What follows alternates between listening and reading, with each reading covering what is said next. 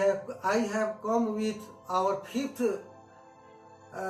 lecture video, in which I describe about the rest part of diversity. In previous chapter,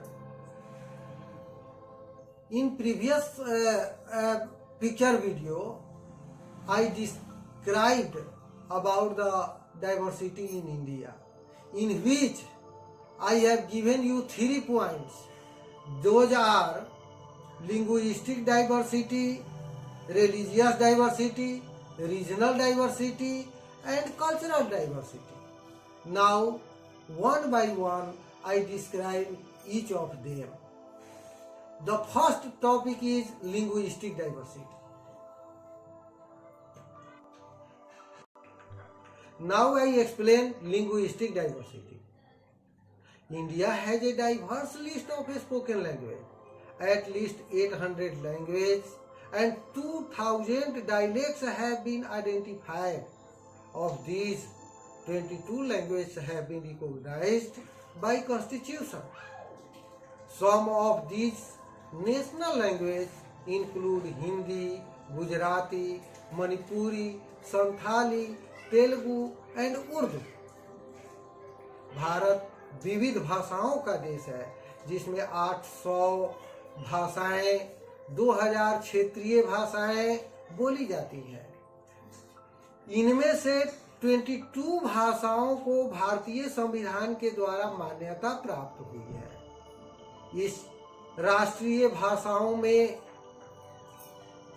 प्रमुख हैं Hindi, Gujarati, Manipuri, Santhali, Telugu and Urdu.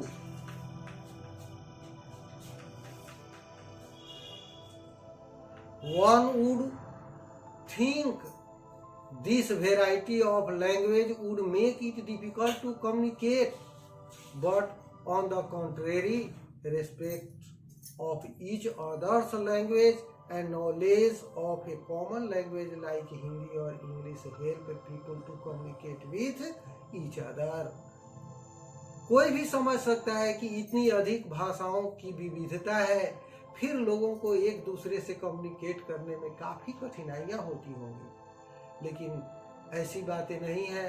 इसमें कुछ common language है, जैसे हिंदी और इंग्लिश है, जिसे लगभग सारे देश की जनता जानती है, और इस कॉमन लैंग्वेज के द्वारा वे अपने विचार का आदान प्रदान कर लिया करते हैं। Now second point is religious diversity,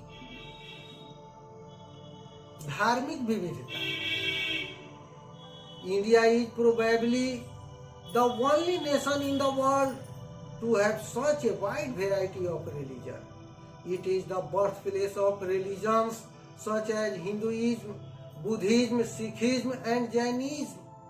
It is among the few places in the world with a sizable Zoroastrian language. Bharat विभिन्न धर्म स्थलों का विभिन्न धार्मिक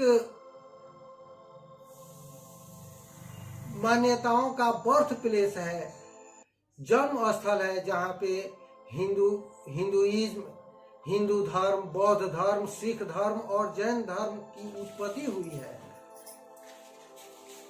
इनमें से जोरास्ट्रियन लैंग्वेज है, जोरास्ट्रियन रिलीजन जो है, यह विश्व में बहुत कम हिस्सों में पाए जाते हैं, जिसमें से अधिकांश जोरास्ट्रियन पॉपुलेशन इंडिया में स्थित है।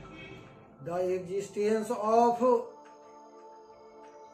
churches, temples, masjid, stupas, gompas and dargah like the Ajmer Sharif reflect the amazing multiplicity of religious practice in India. The mode of worship of each religion is different but teaches the same thing, humanity. Bharatvarsh में church, मंदिर, मस्जिद, स्तूप, गोम्पास और दरगाह जैसे अजमेर शरीफ के दरगाह हैं, जो ये दर्शाते हैं कि भारतवर्ष में अनेक धर्म को मान्यता प्राप्त है। ये सारे धर्म के लोगों के पूजा करने का तरीका भले अलग हो, लेकिन ये सारे धर्म हमें एक ही चीज सिखलाते हैं और वह है मानवता। Now next point is diversity in food and festival. As we have studied in previous lecture that India is a vast country. It has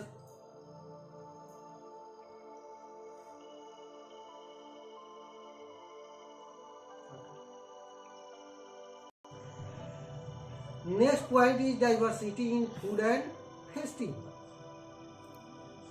भोजन और पर्व त्योहारों की विविधता। Indian festival and food speak of India's rich cultural and traditional background.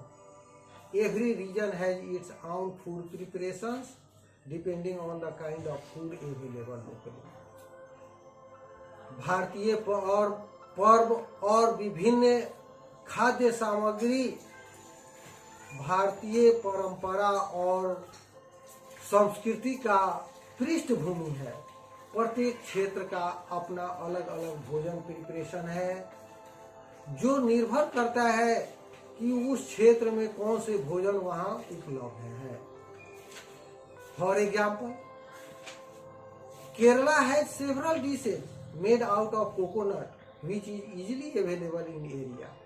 People celebrate their festivals also according to their local custom and rituals. उदाहरण के लिए केरला एक समुद्र तटीय क्षेत्र है जहाँ पे कोकोनट की उपलब्धता आसान है, इसलिए उनके प्रत्येक भोजन में कोकोनट का यूज किया गया होता है. People celebrate their festivals and according to their local custom and rituals. लोग अनेक पर्व त्योहार भी अपने यहाँ के रीति रिवाज और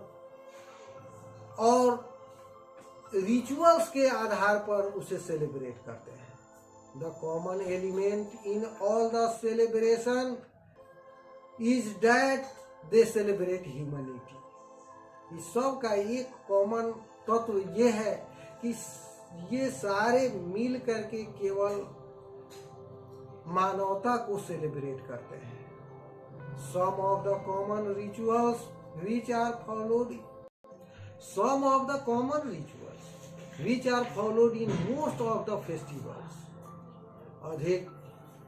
are processions in the streets, decorations of homes and sacred places, traditional folk songs and dance performances, special dishes, flower and light.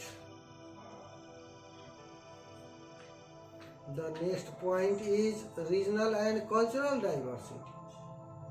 India has a great variety in landform, which in turn has shaped its culture.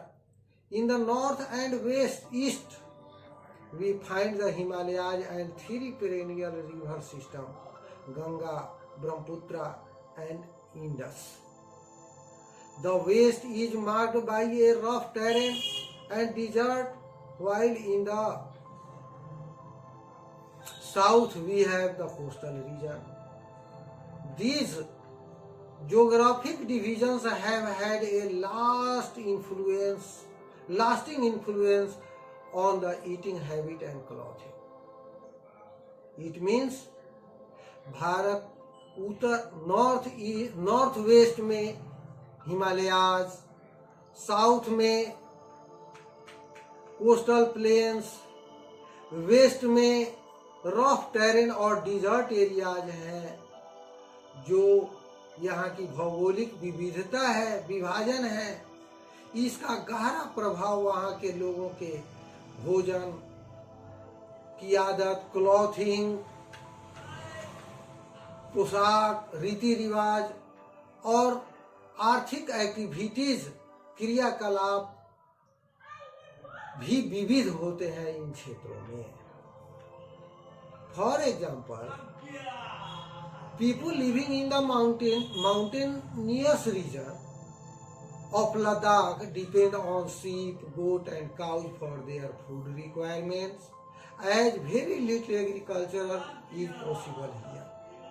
उदाहरण के लिए पर्वतीय क्षेत्र है लद्दाख, जहाँ के लोगों का भोजन सीप, गोट और काउज से उनकी आवश्यकता की पूर्ति होती है. They wear warm clothes throughout the year. गर्म कपड़े वे पहनते हैं. The main sources of their earning is wool. People in Kerala, a coastal state surrounded by sea on the side and hills on the other, practice agriculture and fishing. Their main food include rice, vegetables and fish. जो लोग केरला में रहते हैं वो समुद्र तटीय क्षेत्र है, जो एक तरफ से समुद्र और दूसरी तरफ से पहाड़ियों से घिरा हुआ है. वहाँ के लोग खेती कर लेते हैं और मछली मारने का कार्य उनका प्रमुख है. इसलिए वहाँ के लोगों का प्रमुख भोजन चावल, सब्जी और मछली है.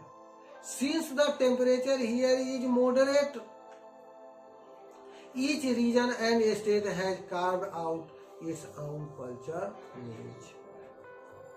यद्यपि यहाँ का तापमान बराबर समशीतोष्ण होता है, इसलिए इस क्षेत्र के लोग हमेशा लाइट क्लॉथ्स पहनना पसंद करते हैं. However, the regional and cultural diversity in India is the result of not only its geography but also its history. Foreigners from various parts of the world came and settled down in India. They also added to their cultural diversity. They brought with them their own custom and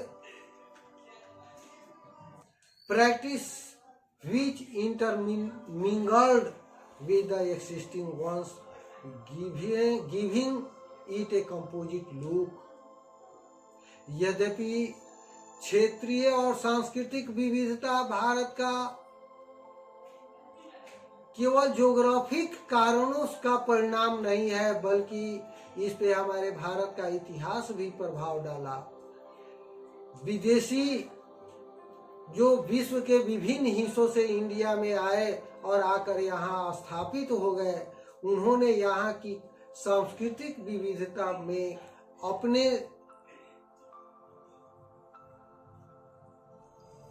अपने रीति रिवाज को add किया. जो भारतीय रीति रिवाज और उनके यहाँ के रीति रिवाज का एक सम्मिश्रित रूप पैदा हो गया, जिसे एक नया कंपोजिट लुक प्राप्त हुआ. For example, the Mughal brought with them the Persian language which merge with Hindi to give rise to a new language, Urdu. उदाहरण के लिए मुगल भारत में आए और उन्होंने अपने साथ पर्शियन लैंग्वेज ले. For example, the Mughal brought with them the Persian language which merge with Hindi to give rise to a new language, Urdu.